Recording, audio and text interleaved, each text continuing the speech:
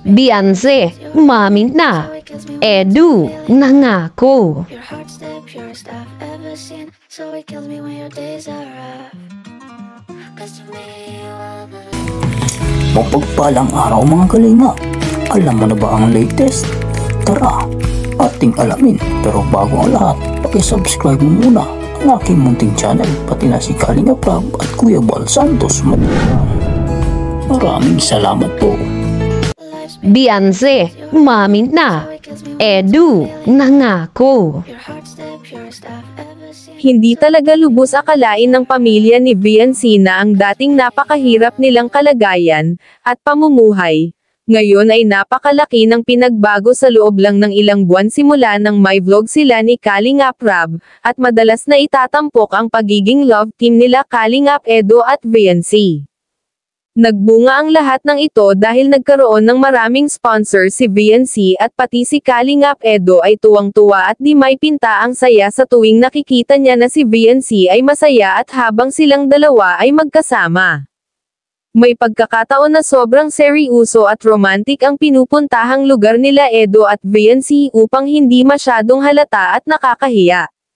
Lalo na dahil si Beyonce ay napakamahiyaing babae. Ngunit si Beyonce ay matalino at mabait naman. Ganun pa man kahit mahiyain daw siya nang dahil madalas na siyang na-vlog ni Kalinga Prab at laging nakaharap sa camera ay medyo nabawas-bawasan na ang kanyang pagkamahiyain, kumbaga nagkaroon na siya ng self-confidence. Kaya malaki ang pasasalamat ni Beyonce kay Kalinga Prab.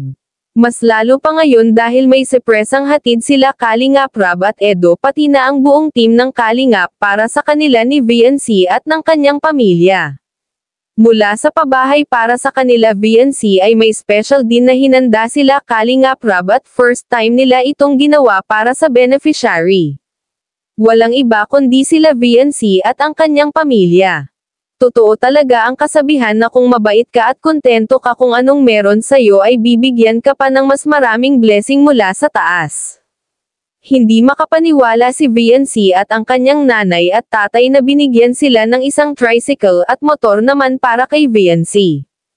Mula naman sa mga sponsor ng EDC Global ay nakatanggap sila Beyonce ng isang bagong tricycle na magagamit ng tatay ni Beyonce para sa kanilang hanap buhay at maging sa paghatid at sundo ni Beyonce sa paaralan.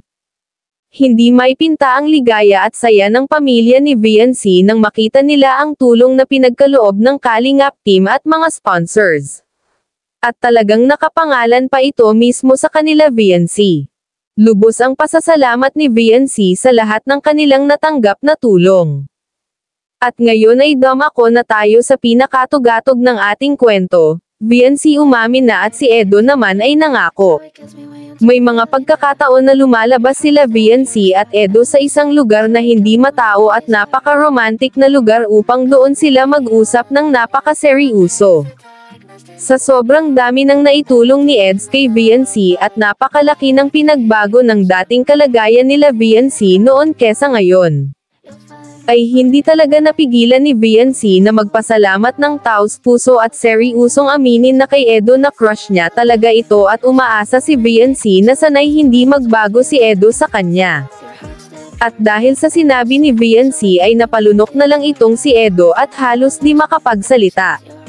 Sa sobrang saya ay natulala si Edo, lalo na nang humawak pa si Beyonce sa kanya.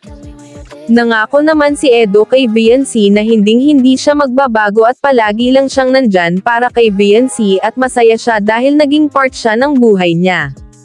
Lalo na sa love team nila. Anong masasabi mo tungkol dito mga Kalingap? I-comment mo lang sa baba ang gusto mong sabihin at ating babasahin isa-isa. Maraming salamat po, to God be the glory.